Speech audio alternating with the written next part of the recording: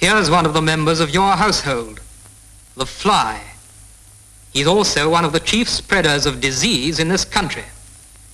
This is one of the places where he breeds and feeds, if you let him. Then he wipes his dirty feet on your food, and you eat it.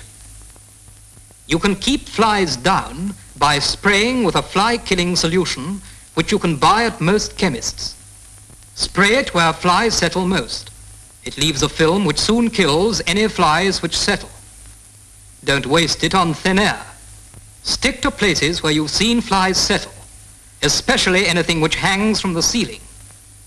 However hard you try, you won't kill all the flies. So keep all food and drink covered. Flies on your food can mean members of your family ill in bed. So keep all food covered against flies.